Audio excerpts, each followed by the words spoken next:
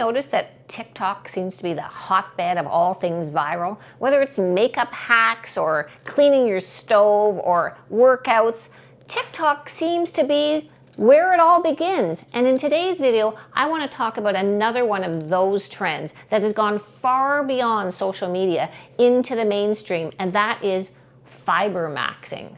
And you might think, what the heck is fiber maxing, Nancy? I haven't heard anything about it. Well, today you're going to learn all about it, and you're going to think, is that a bandwagon that I should be jumping on?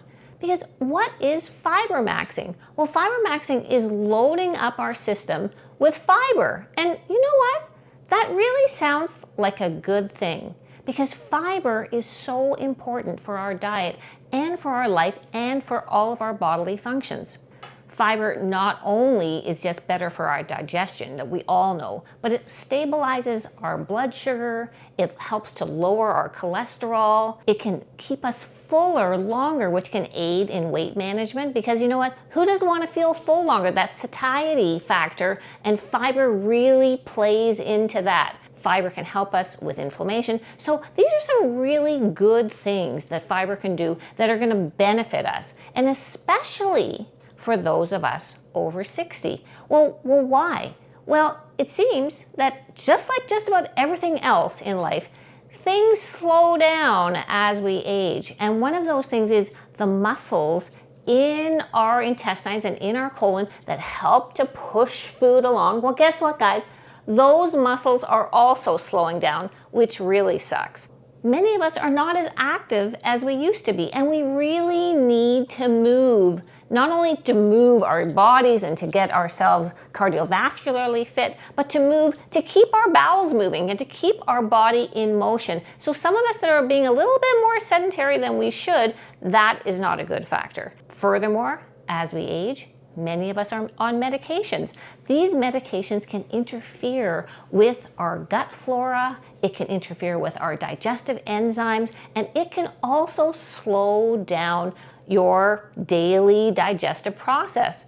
More people than ever over the age of 60 complain of constipation. So all of these factors are reasons why adding fiber to our diet is really sounding like a fabulous thing that we should be doing.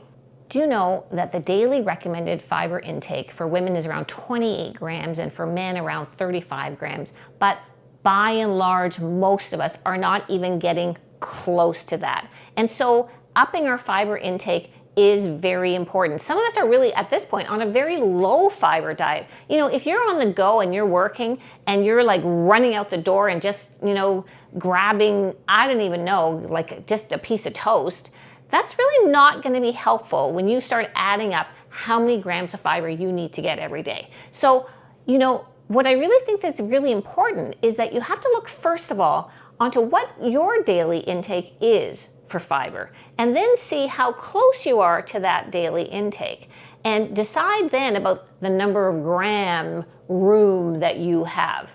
On TikTok, they are talking about some dramatic increases of your daily fiber intake. Okay, dramatic, first of all, I'm not really liking that idea right there. It's because dramatic in almost everything that we do is not going to work out well. If you join a gym and you start going hell for leather on the first 3 or 4 days, guess what's going to happen? You're going to quit the gym pretty darn quick. And that's the same. Some TikTokers are saying, let's just get you to your daily recommended. Other TikTokers are saying, let's get you to double and even triple your daily recommended intake of fiber. And you know what? That can lead to a whole lot of trouble. They're saying adding supplemental fiber to smoothies, to your coffee, to just guzzling it down wherever you can. Now, that is going to lead to bloating, cramping, really bad tummy pains. That can also lead to, in fact, worse constipation for many people, because you are just so overloaded. And what are you going to do? You're just going to back it off and probably go back to where you were in the beginning. So, there is a right way and a wrong way to be doing this if you think that this is something that's going to be working out for you.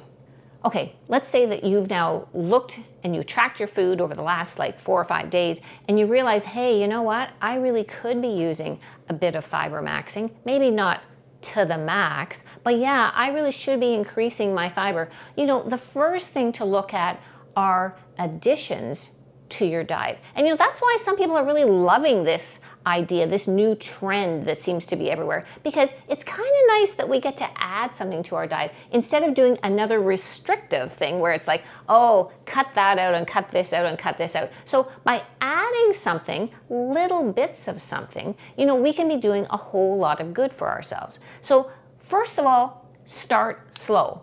Once you've established how much fiber you're getting, add an extra 5 grams over the week. Don't go all of a sudden going crazy. So if you add 5 grams extra a week, see how you're feeling, see where that takes you up to your daily minimum, and then go from there. The following week, maybe an extra 5. Now, you know, these additional grams of fiber, they really are not that hard to come by. You can look for those in so many different foods. You don't have to jump on the supplement bandwagon right away. I prefer that you go to your whole foods first before you have to go into the supplements. Let me show you a few things that I do every day, or not necessarily every day, but things that are staples of my diet that add fiber easily and without any kind of ill effects. So of course, we all know our hot cereals and Oat Bran and Red River, easy additions, just 1/3 of a cup. You know, those are adding 5 grams of fiber in the Oat Bran and 6 grams of fiber in the Red River. Now, then go, how about fruit? You know, peaches, I love peaches. And you know, if you can, I take it with the skin, because when we're doing that, we're getting a combination of soluble and insoluble fiber. And I'm going to talk about that in a second, because you do want that combination. So fruit is an easy add-in. You know, for me, I'm all into berries. I love berries. Blueberries, one of my very favorites. Good combination, again, of soluble and insoluble fat fiber.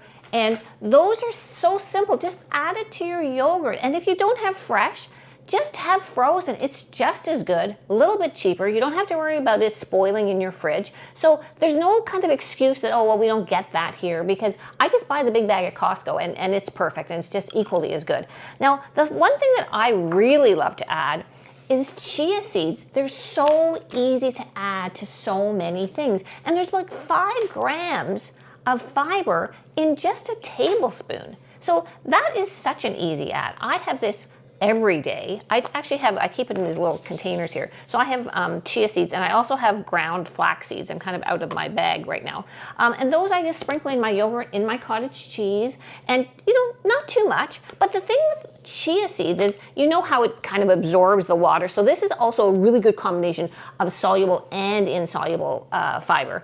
And I even add this to my meatballs. Like, you know, when you have the wet meat, I just add that and you don't even notice it. So these are the kind of things that you can just throw in. And if you get used to just throwing these things into a variety of different foods, you can up your fiber intake like just like that. It is so easy. So I like doing those kind of whole food things before I'd have to go to a supplement. And snack-wise, oh, I have to show you guys these new snacks. I just got these new snacks from Costco. I got a big package of them, and they're fava beans and chickpeas, but they kind of taste like roasted peanuts. And they have 5 and 6 grams of fiber per little pack, and they're only 110 calories per pack, and they have 8 grams of protein. So this is such a great little on-the-go, even in your lunch kind of a snack. And I've been really impressed with these. They have dill pickle, and they have barbecue, and they have sweet chili. And you know what? If you see these at your Costco, then please pick them up and give them a try, because I'm really liking those. Soluble fiber, if you think about fiber and if you put it into water, if you put something into water like chia seeds, you know how it kind of gets that kind of jelly, kind of mucousy, jellified kind of thing? That's soluble fiber. The same as when you have oatmeal and if you leave it in the bowl, it just kind of turns like mush in the bowl, and it just dissolves, it doesn't dissolve, but it softens very much in water. And that is soluble fiber. And that is the fiber that actually slows your digestion down and keeps you feeling full longer. So that is a really important thing. But on top of that, you do need the insoluble fiber because that is the bulk. When you have insoluble fiber from vegetables and like the skin on the peaches and vegetables with the skin and nuts, things like that, that adds the bulk to your diet. And that, in fact, is what helps to push things through your colon so that you're going to be feeling a whole lot better.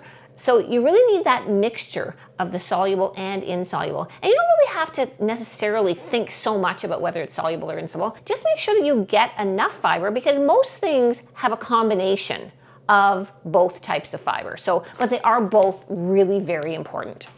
All right, so you've decided that fiber maxing is for you. You've decided that you want to add more fiber to your diet, and you've decided how much fiber that you want to add to your diet. You've just figured out how many grams you're getting a day now. Don't necessarily say, okay, I'm getting 20, but I want to get 40. See how you feel. Just see how you feel as you go. You're going to add 5 grams a week. See how you're doing. But when you're going to do so, you're going to add it slowly. You're going to add 5 grams a week, as I said to you, but you must increase your water or your fluid intake because you just don't want to add a pile of fiber without adding some hydration because that is just going to bung you up and you're not going to feel good. You're going to just feel, never mind mutiny on the bounty, there's going to be mutiny on the bounty because you're not going to be a happy camper. So again, not all at one time in your day. Don't decide that all of a sudden you're going to add all of it in the morning. Spread it out. Have a little bit at your breakfast, have a little bit at your lunch. You have to sprinkle your chia seeds in your meatballs before you make them. Have it at dinner. So slow. Our body needs to adapt. Our body needs to adjust so that you can feel more comfortable.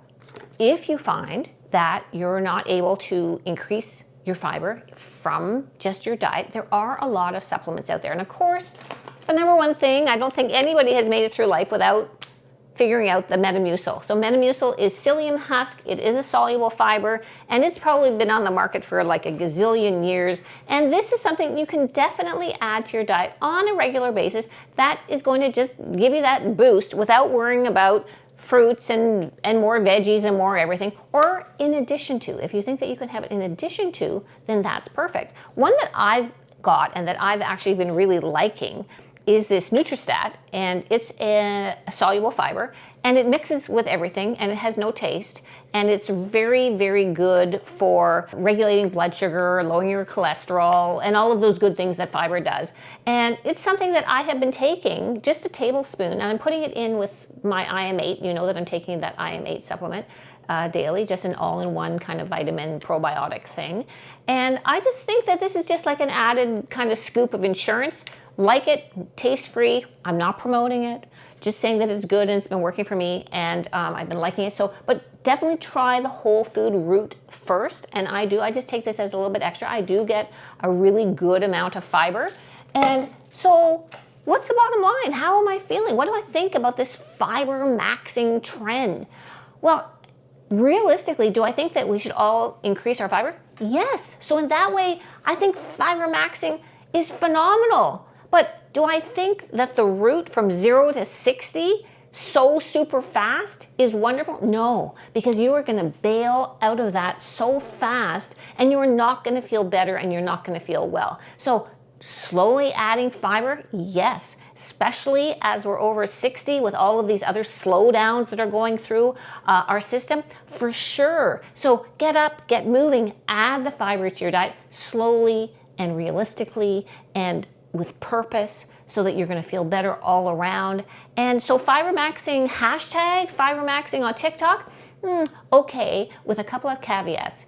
And I hope that you will take those into account if you start fiber maxing. I hope that you've enjoyed this video, and if you did, please give it a like, subscribe if you're new, and look forward to seeing you in the next one.